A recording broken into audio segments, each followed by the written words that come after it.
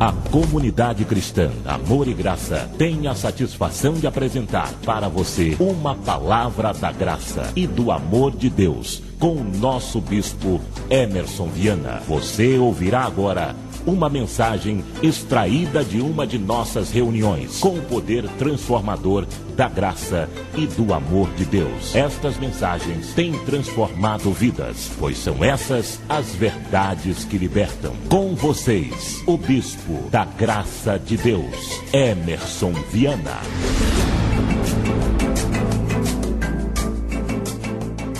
Vamos lá, vamos à mensagem de hoje. Senhor, Deus e Pai, obrigado, Jesus, por este dia tão abençoado, por esta mensagem tão especial que o Senhor tem para nós. Nós te agradecemos de todo o nosso coração pela Tua palavra e que o Senhor fale fortemente ao nosso coração hoje. Em nome de Jesus, amém e graças a Deus. Amém, graças a Deus. Vamos à mensagem de hoje. Olha, vou trazer para você uma coisa muito especial. A mensagem de hoje se chama Livres do Diabo. Que coisa, hein? Hoje eu vou falar. Você fala assim, bispo, eu nunca falo do inimigo. Hoje eu vou falar do inimigo. Hoje eu vou falar dele. Tô nem aí. Vamos falar, vamos esclarecer de uma vez por todas essa história, para que você nunca mais tenha medo de diabo, de demônio, dessas atuações da sua vida. Ó, a verdade sobre o diabo. Abre em Apocalipse, capítulo 12, versículo 1. Mais uma vez, vamos ver o que a Bíblia nos traz sobre este tema especial.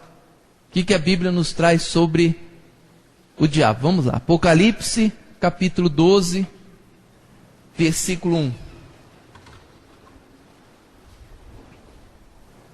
Muito importante esta mensagem.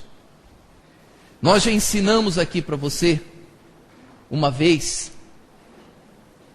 que no passado, no Velho Testamento, você não encontra uma pessoa sequer possessa de espírito maligno. Tem alguém no passado possesso de espírito maligno? Não tem. Não tem manifestação. Por quê? Porque o diabo ele tinha a função de atuar como o acusador. Ou seja, ele era Satanás. O que é Satanás? Satanás é a tradução da palavra acusador. Eu tenho uma mensagem muito antiga, que também nós precisamos renovar ela, que se chama Por que o diabo tinha tantos nomes? Você sabe que cada nome é uma coisa. Por exemplo, demônio não tem nada a ver com diabo, né? Demônio é uma coisa, diabo é outra. Bicho, mas demônio não é diabo? Não, demônio, demo significa Deus, e mônio é inferior. Então aquelas pessoas, por exemplo, na época de Jesus, que elas tinham um ataque epilético, por exemplo, o que eles falavam? Que a pessoa, ela recebeu um demônio. Como assim recebeu um demônio? Ela recebeu um Deus. Um Deus entrou dentro dela, ela começou a ter aqueles ataques, começou a espumar. Então é uma manifestação de um Deus, não Deus vivo, não Deus verdadeiro, mas um Deus havia se apoderado dela. Então eles chamavam aquela pessoa de demônio, né? Ou seja, um Deus inferior se apoderou dela. Isso você só aprende aqui na comunidade cristã Amor e Graça, né? Isso todos os pregadores sabem, mas não ensinam. Eles não falam isso para você. E eu esclareço tudo. Então demônio não tem nada a ver com o diabo. Demônio é uma coisa, diabo é outra, né? Por exemplo, a pessoa tinha lá um problema, era louca. Eles falavam, nossa, essa pessoa é possessa de um Deus inferior, de um demônio. Aí Jesus ia, curava a loucura, a pessoa ficava boa, eles falavam, Jesus expulsou o demônio, né? Não é que ele expulsou o diabo que estava na pessoa, mas ele expulsou um ser que estava ali, né, a doença que estava nela. Então ela foi curada e eles achavam que Jesus havia expulsado o demônio. Então até mesmo Jesus, em poucos casos que ele estava ali, orando pelas pessoas, era mesmo o espírito do mal que estava na pessoa. Em poucos casos.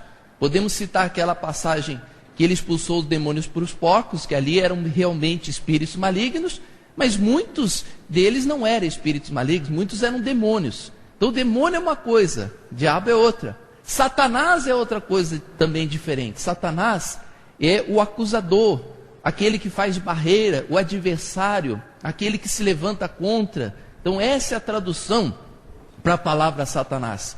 Nas cartas de Paulo, muitas vezes você vai encontrar esta palavra Satanás, Paulo se referindo aqui a um adversário. Por exemplo, ele diz ali para os Tessalonicenses, por exemplo: eu quis ir ter convosco não somente uma vez, mas duas. No entanto, Satanás me barrou no caminho. Ou seja, o diabo ficou que nem futebol americano, não deixando ele chegar até Tessalônica. É isso? Não. Tinha alguém que estava impedindo Paulo de chegar a Tessalônica. Então ele citou um adversário. Olha, o adversário não deixou eu chegar até vocês. Talvez um governador, ou alguém que estava querendo pegá-lo, uma pessoa que tinha autoridade, um delegado que não queria deixar ele sair da cidade onde ele estava. Então ele falou: olha, Satanás não deixa eu sair daqui. Ou seja, adversário não está se referindo ao diabo, porque o diabo nunca pôde impedir ninguém de ir a lugar nenhum. Como é que ele vai impedir uma pessoa de chegar? Mas o adversário sim. Então, no passado, na época do Velho Testamento, a função do diabo era qual? A função de Satanás. Qual é a função de Satanás? Acusar a Deus os filhos pelos seus pecados, pelas suas falhas, como ele fez com Jó, onde ele acusava Jó de ser fiel diante de Deus, porque o Senhor o havia coberto de bênçãos. Essa função, ela teve o seu fim. Você precisa entender, você precisa ter a clareza da Bíblia. E eu gosto muito de Apocalipse 12, porque é uma passagem clara, onde não precisa nem de explicação. Olha só aqui, que bacana isso aqui, ó. Viu-se grande sinal no céu, a saber, uma mulher vestida do sol, com a lua debaixo dos pés, e uma coroa de 12 estrelas na sua cabeça. Achando-se grávida, grita com as dores de parto, sofrendo tormentos para dar à luz. Viu-se também outro sinal no céu. Eis que o dragão grande e vermelho, com 7 cabeças, 10 chifres, e na cabeça 7 diademas, a sua cauda arrasta a terça parte das estrelas do céu, ou seja, dos anjos, as quais lançou para a terra. E o dragão se deteve em frente à mulher, que estava para dar à luz, a fim de devorar o seu filho quando nascesse. Esse dragão, Satanás, o diabo, um terço das estrelas, um terço dos anjos, que seguiram Satanás, essa história todos conhecem. Então houve essa peleja no céu. Nasceu-se, pois, um filho homem, que há de reger todas as nações com cetro de ferro. Quem é essa mulher que estava grávida? E quem é este menino que nasceu? Maria e Jesus, Maria estando grávida, o diabo querendo devorar o seu filho, não conseguindo, a perseguição toda de Herodes, que matou todas as crianças da face da terra, no objetivo de pegar Jesus, sem contudo conseguir, E o seu filho foi arrebatado para o trono de Deus. A mulher, porém, fugiu para o deserto, onde havia Deus preparado um lugar para ela, para que nela sustentasse durante 1260 dias, que se refere a 3 anos e meio, período em que Maria ficou no deserto, realmente está comprovado, até a morte de Herodes, e depois voltou, para Israel. Nesse período que a mulher estava grávida, que nasceu o filho homem, que nasceu o filho varão, que há de reger todas as nações, o fim de Satanás se concluiu. Ou seja, aquele acusador, aquele que ficava acusando os homens dos seus pecados, foi expulso. Porque a partir do momento que Jesus morresse por nós, derramasse o seu sangue, que nos lavou de todos os pecados, já não existiria mais acusação para os filhos de Deus. Então ninguém mais te acusa diante de Deus. Por quê? Porque o sangue de Jesus já te lavou de todos os pecados. Então você foi lavado, remido pelo sangue de Jesus. E aí tem o fim, a função de Satanás. Então nessa função, o diabo sendo Satanás, acabou. Quando acaba a sua função de acusar diante de Deus, e ele é expulso aqui para a terra, aí começam as manifestações. Em algumas pessoas que Jesus expulsava verdadeiramente o diabo, verdadeiramente expulsava um espírito mau que estava na pessoa, porque muitos casos de que Jesus fez curas, embora esteja traduzido ali demônio, a pessoa não sabe o que é demônio, ela pensa que foi expulso um espírito da pessoa, mas foi expulso na realidade um demônio. Ou seja, eles achavam que a pessoa que tinha ataque epilético, por exemplo, eles achavam que era um Deus que estava dentro dela, que era um espírito. Quando Jesus orava e a pessoa ficava boa, eles falavam, Jesus expulsou o demônio. E assim está na Bíblia até hoje, porque o que foi visto foi escrito.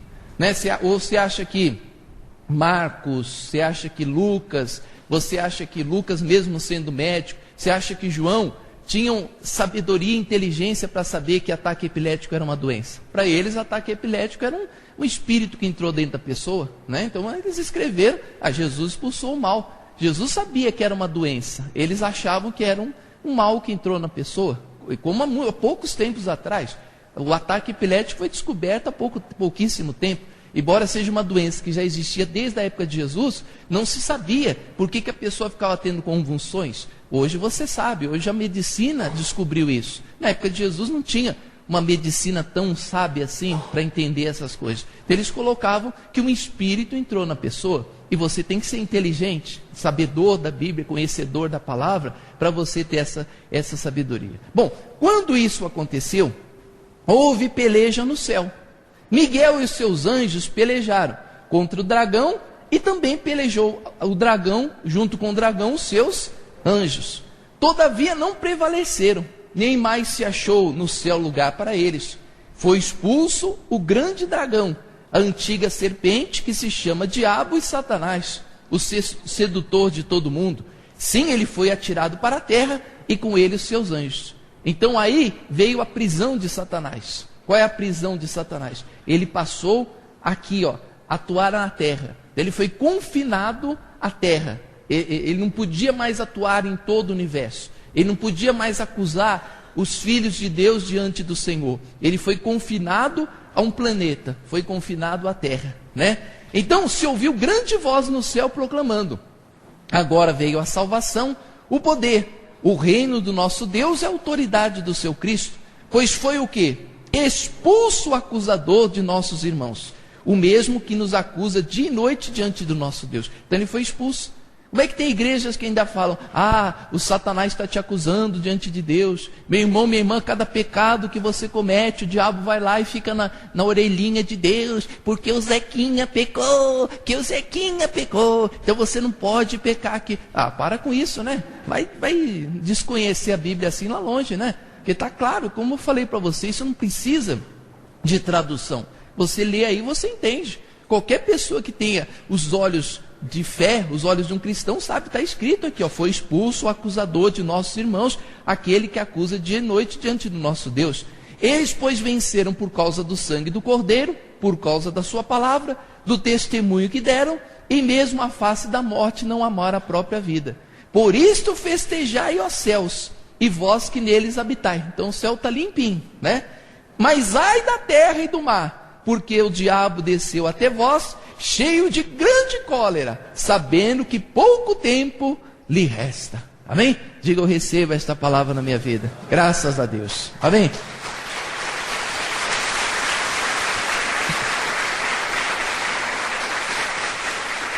Amém? Bom, então a Bíblia cita que pouco tempo lhe restava. Nós já estamos com 2000 anos e o diabo está solto, está atuando. O diabo está aí, destruindo as pessoas, né? Que pouco tempo duradouro esse, né? 2000 anos e o diabo está toda, não está? A todo vapor. Você dorme, mas o diabo não dorme. Trabalha 24 horas. Bicho não é vagabundo, não. Você pensa que ele é vagabundo?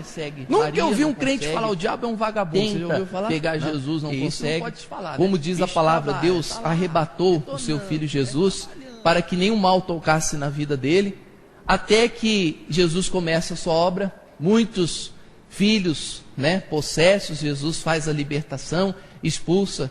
Inclusive, em uma das expulsações, o diabo chegou assim: Senhor, o Senhor vem me atormentar, sabe que não é chegada a minha hora ainda, né? Ainda tem mais um período para eu atuar. Aí Jesus vai, expulsa o demônio, né, lança para os porcos e faz toda essa obra, até que chega o dia da sua morte. E na morte de Jesus, o que acontece com o diabo? Você tem que ter esse entendimento. Hebreus capítulo 2, versículo 14. Qual o destino do diabo depois da morte de Jesus? Por exemplo, você vai hoje nas igrejas e você vê uma manifestação. Aí o pastor vai lá entrevistar o coisa ruim, ou raça ruim dos infernos. Aí ele fala o quê?